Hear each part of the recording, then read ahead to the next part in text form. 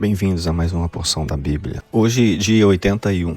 Mateus capítulo 19, versículos 1 ao 15. Depois de dizer isto, Jesus saiu da Galiléia e foi para a região da Judéia que fica no lado leste do rio Jordão. Uma grande multidão o seguiu e ali ele curou os doentes. Alguns fariseus chegaram perto dele e, querendo conseguir alguma prova contra ele, perguntaram: será que, pela nossa lei, um homem pode, por qualquer motivo, mandar a sua esposa embora?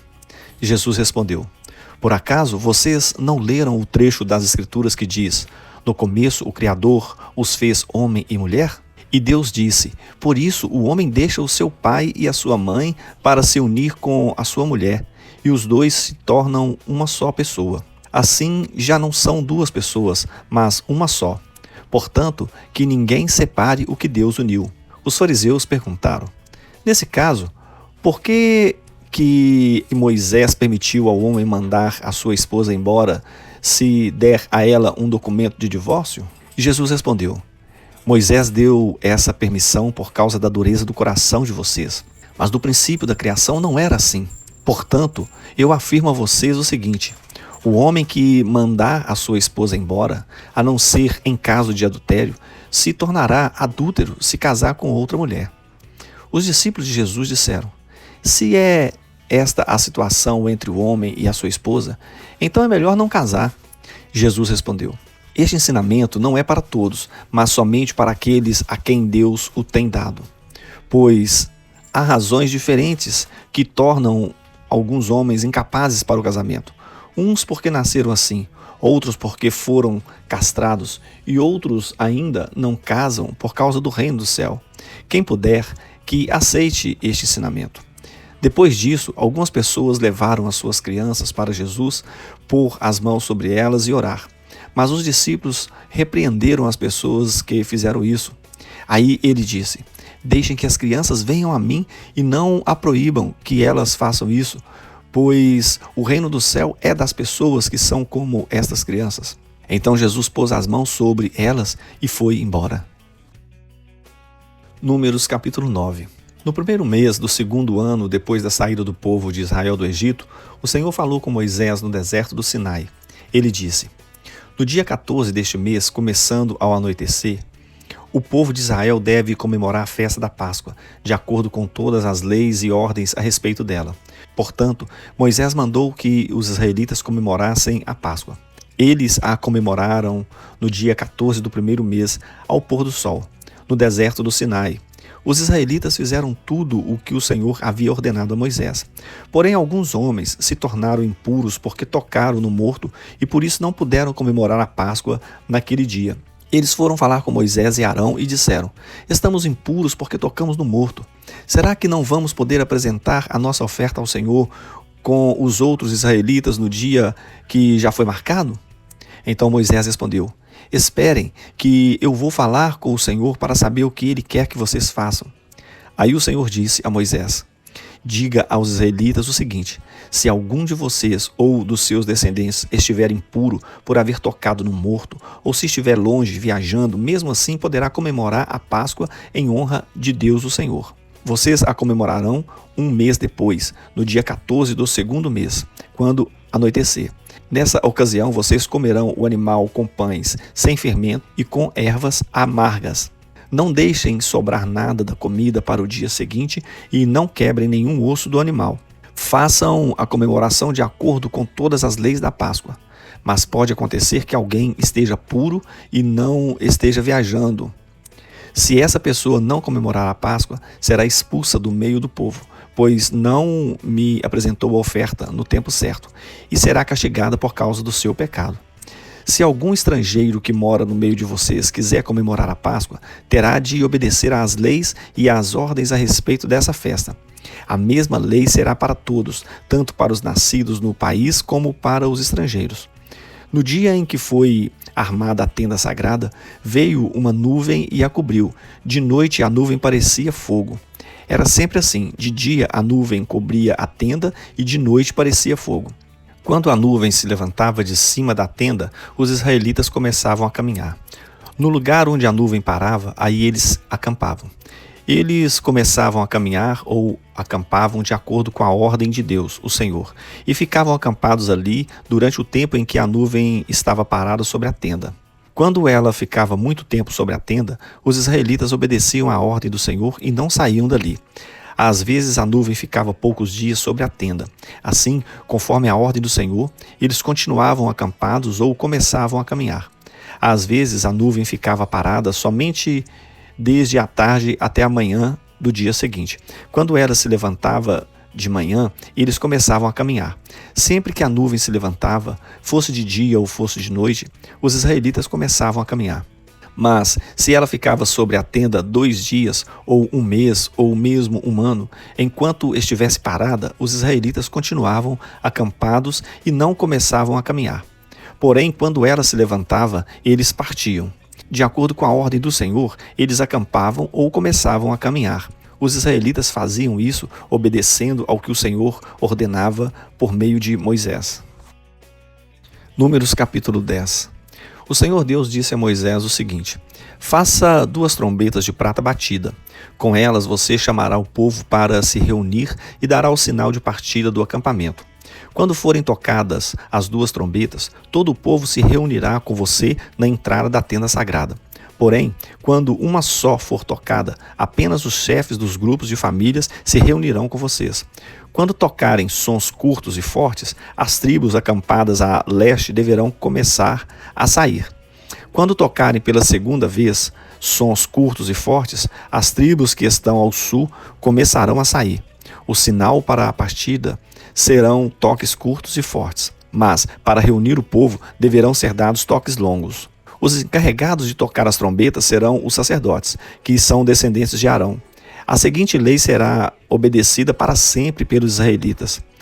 Quando vocês estiverem em guerra no seu próprio país, defendendo-se de um inimigo que os atacou, toquem o sinal para a batalha com essas trombetas. Eu, o Senhor, o Deus de vocês, os ajudarei e os livrarei dos seus inimigos. Também nas ocasiões de alegria, isto é, nas festas da lua nova e nas outras festas religiosas, vocês deverão tocar as trombetas, quando apresentarem os sacrifícios que serão completamente queimados e as ofertas de paz. Então eu os ajudarei. Eu sou o Senhor, o Deus de vocês. No 2º ano, depois que o povo saiu do Egito, no dia 20 do 2º mês, a nuvem se levantou de cima da tenda sagrada. Nesse dia, os israelitas começaram a caminhar, partindo assim do deserto do Sinai, e a nuvem parou no deserto de Parã. Assim, pela primeira vez, eles começaram a caminhar conforme a ordem que o Senhor tinha dado a Moisés. Primeiro saíram os que eram da bandeira da tribo de Judá, grupo por grupo, comandados por Naasson, filho de Aminadab. Netanael, filho de Zoar, comandava a tribo de Isacar, e Eliabe, filho de Elon, comandava a tribo de Zebulon. Então a tenda foi desarmada e os levitas dos grupos de famílias de Gerson e de Merari partiram levando a tenda. Depois saíram aqueles que eram da bandeira levada da tribo de Ruben, grupo por grupo, comandados por Elisur, filho de Sedeur. Selemiel, filho de Zurizadai, comandava a tribo de Simeão.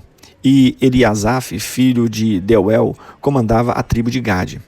Em seguida saíram os levitas do grupo de famílias de Coate, carregando os objetos sagrados.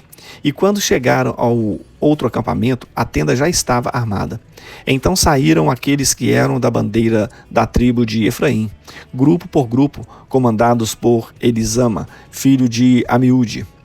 Gamaliel, filho de Pedazur, comandava a tribo de Manassés. E Abidã, filho de Gideone, comandava a tribo de Benjamim. Depois, atrás de todas as outras tribos, saíram aqueles que eram da bandeira da tribo de Dan, grupo por grupo, comandados por Aiezer, filho de Amizadai.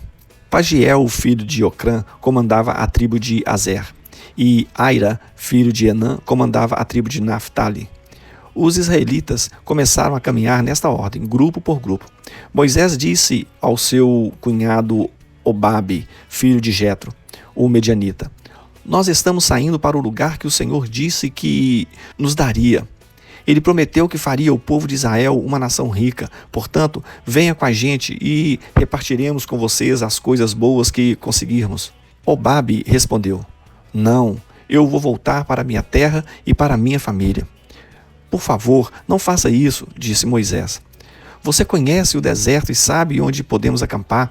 Você poderia ser o nosso guia. Se você vier com a gente, nós repartiremos com você todas as bênçãos que o Senhor nos der. E assim os israelitas partiram do Sinai, o monte de Deus, o Senhor. E caminharam durante 3 dias. A arca da aliança do Senhor ia sempre na frente deles, a fim de marcar lugar de acampar. Quando partiam, a nuvem do Senhor ficava por cima deles durante o dia. Sempre que a arca partia, Moisés dizia assim: Ó Senhor Deus, levanta-te e espalha os teus inimigos, e que fujam da tua frente os que te odeiam. E sempre que a arca parava, Moisés dizia assim: Ó Senhor Deus, volta para ficar com os milhares de famílias do povo de Israel. Eclesiastes capítulo 7. O nome limpo vale mais do que o perfume mais caro, e o dia da morte é melhor do que o dia do nascimento. É melhor ir a uma casa onde há luto do que ir a uma casa onde há festa, pois aonde há luto, lembramos que um dia também vamos morrer, e os vivos nunca devem esquecer isso. A tristeza é melhor do que o riso, pois a tristeza faz o rosto ficar abatido, mas torna o coração compreensivo. Quem só pensa em se divertir é tolo. Quem é sábio pensa também na morte.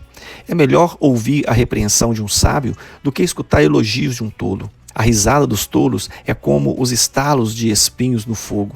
Não quer dizer nada. Quando um sábio usa a violência, ele se torna tolo. Quem aceita suborno estraga o seu caráter. O fim de uma coisa vale mais do que o seu começo. A pessoa paciente é melhor do que a orgulhosa. Controle sempre o seu gênio.